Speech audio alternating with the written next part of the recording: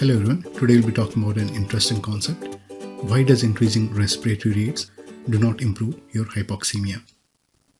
If a patient is on 100% FiO2, his sats are 85%, and somebody increases the respiratory rate, say from 16 to 30 to improve oxygenation, and you hear from your attending that that is not going to help, in this lecture we'll understand why that is so. So one of the questions that naturally arises is, then why do hypoxemic patients breathe fast if there is no improvement in oxygenation? So you would assume that there is no advantage to breathing fast. However, increasing respiratory rate can help if you are breathing at lower FiO2 and you have quite a lot of alveoli with moderately low VQ ratio. And it all revolves around one principle that you already know, that your oxygen carrying capacity does not increase significantly once you cross more than 90%. There's certainly a slight increase in the oxygenation as you tend towards 100%. In a normal person, you have alveoli with different VQ ratios. Most of them are normal. Some of them are moderately high VQ ratio and some of them have moderately low VQ ratio. And very rarely you will run into dead space and shunt alveoli. P alveolar O2 equilibrates with the P capillary O2. So knowing P alveolar O2 in all these alveoli is important. So in a dead space, P alveolar O2 is around 150 and it ranges down to 40 millimeters in a shunt. In a normal alveoli, your P alveolar O2 is around 100. It is on the lower side in the moderately low VQ and slightly higher in the moderately high VQ. And so if you look at the amount of oxygen that is being absorbed from these alveoli, shown in blue arrows, once the patient starts breathing faster, their P alveolar O2 starts reaching towards your 150, which is your P atmospheric O2. So you can see that the normal P alveolar O2 has increased to 120 and your moderately low VQ has increased to 90. Now you know that there is no increase in oxygen carrying capacity if your P alveolar O2 increases from 120 to 130 to 140.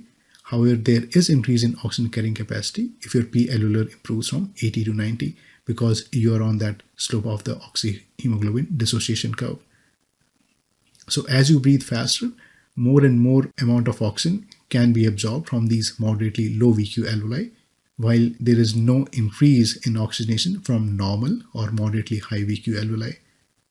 If you give these patients high FiO2, say 40%, your P atmospheric is now 300 and your P alveolar O2 in the normal alveoli is now 250. And even in moderately low VQ, you have got pretty high P alveolar O2.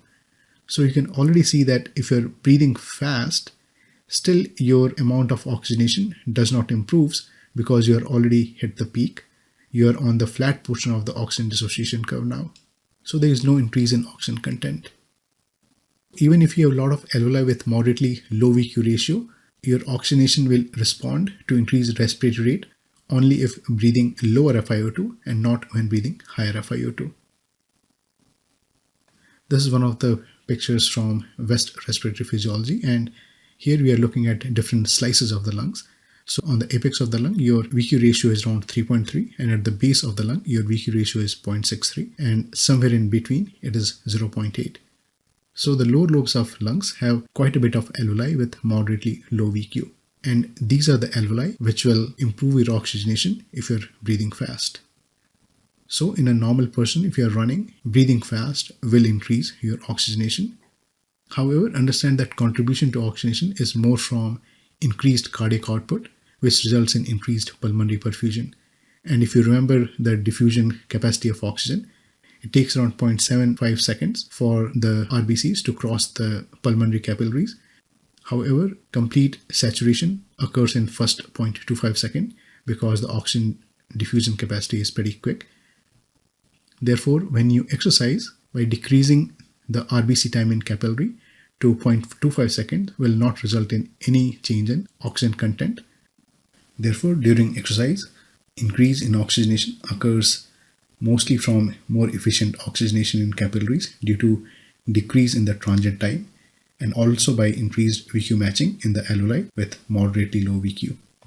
You're also able to perfuse the apical portion of the lungs, which are under normal condition, relative dead space, by increasing the flow to these areas. You can look at this in another way. This is a normal VQ scattergram. The blue line shows the ventilation, the red line shows the blood flow. So right in the center, you have got perfect VQ match of 1. And the area in green represents the alveoli with moderately low VQ. In different disease states, the proportion of alveoli in this area are different. And this will tell you if the patient is going to respond to increasing the respiratory rate while breathing low FiO2. One of the things to also understand in this regard is that faster you breathe, the more oxygen are being used by your respiratory muscles, and this can result in worsening hypoxemia. Say for example, your respiratory rate is 20 and FiO2 is 60%. The blue arrow shows the oxygen exchange. Some of it is used by the respiratory muscles while the rest of the oxygen goes towards the body. However, if you increase your respiratory rate, you understand that there is no increase in oxygenation. So more of the oxygen is shunted towards the respiratory muscles, while less of it reaches the important organs, and that results in hypoxemia. During evolution, there was some advantage of increasing oxygenation by increasing the respiratory rate while breathing room air. In pneumonia, there are quite a bit of low VQ areas which can improve oxygenation when you increase your respiratory rate. Under these circumstances, while breathing room air, increasing the respiratory rate would improve your oxygenation by these moderately low VQ alveoli and improve the oxygenation to cells and tissues. While some of the oxygen is being used by the respiratory muscles, the net effect of improving oxygenation will depend upon the amount of the oxygen consumed by these respiratory muscles. However, this advantage is completely lost once your FiO2 is high, where increasing your respiratory rate is not going to give you any additional oxygenation from these alveoli. So how much oxygen do respiratory muscles consume when you are dyspneic? So let's take a minute to understand the oxygen consumption by respiratory muscles. Normal oxygen consumption by human body at rest is around 200 ml per minute. This graph shows oxygen consumption of respiratory muscles in ml per minute on the y-axis and ventilation in liters per minute on x-axis. The gray lines show amount of oxygen used per liter of minute ventilation. For example, if you are having a minute ventilation of 20 liters per minute, the purple dot shows you less efficient respiratory mechanics as compared to the black dot, which only uses less than 0.5 ml per minute of oxygen used, while the purple one uses 5 ml of oxygen per liter of minute ventilation. This is what a normal curve looks like, and you can see that under normal condition, the respiratory muscles use only 1 to 3 ml per minute of oxygen. Oxygen consumption increases rapidly after 70 liters per minute of minute ventilation, even under normal circumstances. If you take an example of disease states, for example, emphysema and air trapping, you can see that the amount of oxygen that is being required rises more rapidly. That means the respiratory mechanics are becoming less efficient very rapidly. So for example, in this case, at a minute ventilation of 25 liters per minute, a normal lungs is going to consume only 5 ml of oxygen every minute, while this patient with emphysema and air trapping is going to use 100 ml per minute of oxygen. And you can see that you can use up to 30 to 40% of the oxygen that is being absorbed by your lungs just to keep your respiratory muscles going. So respiratory muscles require quite a bit of oxygen when you are in respiratory distress. And helping out with this work of breathing can vastly improve your oxygenation. So it's very important to differentiate dyspnea from tachypnea. Patients with tachypnea are not using that much oxygen from their respiratory muscles. So watch out for those rib retraction, paradoxical breathing, and accessory muscle use. One of the things that you have to understand is the work of breathing. So you have two types of work of breathing, elastic and resistive. So for the same minute ventilation, the resistive work of breathing increases with your respiratory rate, while your elastic work of breathing decreases. And the total work of breathing is minimal at a certain respiratory rate, and this is the respiratory rate what your body usually breathes at. If your lungs are becoming stiffer, your elastic work of breathing is going to increase, and therefore to achieve minimal work of breathing, you will breathe shallow and fast. If your resistive work of breathing is increasing, you will be breathing slower and taking higher tidal volumes.